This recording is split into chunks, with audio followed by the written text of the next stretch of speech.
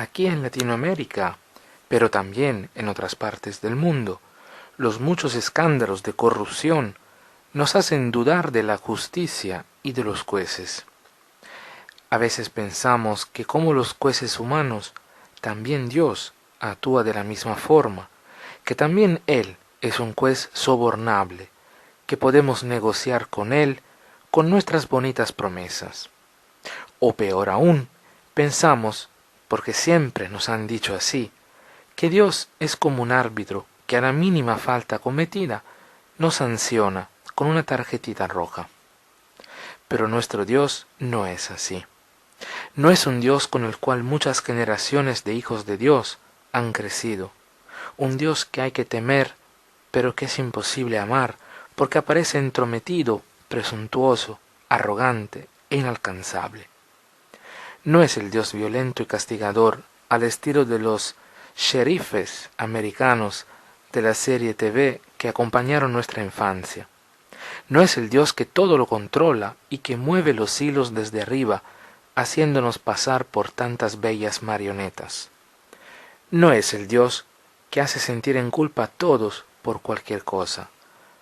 No es el Dios a través del cual se pueda justificar una guerra, un crimen o una discriminación racial.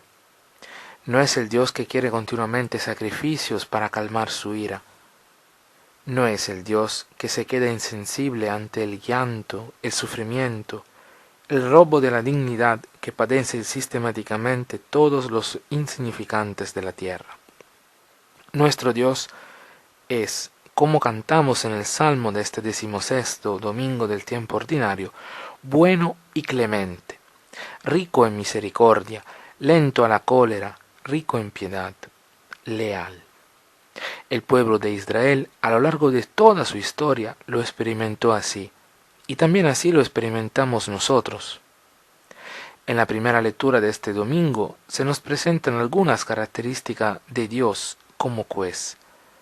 Justamente el libro de la sabiduría presenta dos características del actuar de Dios, la bondad y la compasión. Se nos dice que Dios juzga con bondad y nos gobierna con misericordia. ¿Y nosotros cómo juzgamos? Es bonito escuchar que de esta forma Dios nos enseña a ser compasivos. Si de Dios hemos recibido bondad y misericordia, no es para guardarlas en nuestro corazón, sino que hay que compartirlas, especialmente con los que más las necesitan. Dios, nos dice la lectura, nos da la dulce esperanza, porque después del pecado Él da lugar al arrepentimiento. Qué hermoso es saber que siempre hay espacio para el arrepentimiento, que con Dios no existen condenas preventivas, sino que existe, insiste y persiste esta dulce esperanza de saber que no todo está perdido, que el pecado, el error, la culpa no son la última palabra. Dios nos invita al arrepentimiento, a la conversión sincera, a cambiar vida, a ser personas mejores para nuestro bien. Como lo dice muy bien el Papa Francisco, Dios nunca se cansa de perdonar. Somos nosotros que nos cansamos de pedir perdón. Saberse amados y perdonados es una experiencia maravillosa. Es una experiencia que el pueblo de Israel experimentó a lo largo de toda su vida, especialmente en sus momentos más dolorosos. Y es también nuestra experiencia, porque el amor y el perdón de Dios, especialmente cuando lo recibimos en el sacramento de la reconciliación, nos reinician, nos renuevan, nos dan fuerzas y energías para empezar una nueva vida.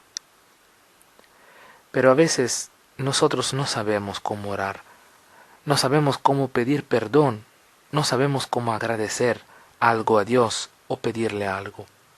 Al comienzo, también los discípulos de Jesús no sabían hacerlo, por eso le pidieron a Jesús de enseñarles a rezar. En la segunda lectura de este domingo, Pablo, escribiendo a los romanos, nos reconforta mucho, diciendo que el Espíritu Santo viene en ayuda de nuestra debilidad, intercediendo por nosotros, porque no sabemos orar como es debido. Así lo vivió Pablo y así lo vivimos nosotros, porque Dios nunca nos deja solos, nunca Dios nos abandona. En el Evangelio de este domingo, el evangelista Mateo relata una bonita definición que utiliza Jesús para definirse a sí mismo, el Hijo del Hombre. Me gusta mucho porque sabe a humanidad, y en estos tiempos, ¿cuánta falta nos hace la humanidad? Una vez más, Jesús habla en parábolas, y una vez más los discípulos no lo entienden. Ellos, como nosotros muchas veces, necesitan que el Maestro les aclare sus dudas, les explique todo. La parábola principal de las 3 relatadas en el Evangelio de este domingo nos habla de una experiencia que a diario vivimos en nuestras vidas, la eterna tensión entre el bien y el mal, representadas por el trigo y la cizaña. ¿Qué es hoy para nosotros la cizaña? El chisme, la envidia, los celos, el egoísmo, la impaciencia, la división, la opresión, la corrupción, la injusticia, los deseos de venganza. Es todo lo que no procede de Dios y de Dios nos aleja. Es todo lo que es malo y negativo y que nos lleva a la muerte. ¿Qué es hoy para nosotros el trigo? El trigo es el resultado de nuestra buena siembra. Son todas las cosas buenas y positivas que proceden de Dios y que a Dios nos acerca. El amor, la bondad, la amistad, la ternura, el respeto, la misericordia, la compasión, la esperanza, la fraternidad, la solidaridad, la paciencia, la humildad, la reconciliación, la comunión. Todas estas cosas nos llevan a la vida, representada por el utilizo del trigo en los alimentos, fuente de fuerza y energía, y entonces de vida. El reino de Dios crece aquí y ahora en la tierra, con esta constante tensión entre el bien y el mal. La buena semilla que produce mucho fruto viene sembrada por el sembrador, que es Dios, pero el enemigo de noche siembra la cizaña para dividir, destruir. Esto hace el enemigo, rompe, quiebra, destruye, divide. Esto hacen sus obras. Cito solo una que vale para todas, el chisme, definido por Papa Francisco como un acto de terrorismo, porque quien lo hace es como si lanzara una bomba y se va. Nos quedamos con lo bonito que es saber que todas las obras del enemigo representadas por la cizaña no tienen y nunca tendrán la última palabra, sino que la última palabra es siempre una palabra de esperanza y de vida, porque la cizaña al final de los tiempos será quemada y arrojada fuera.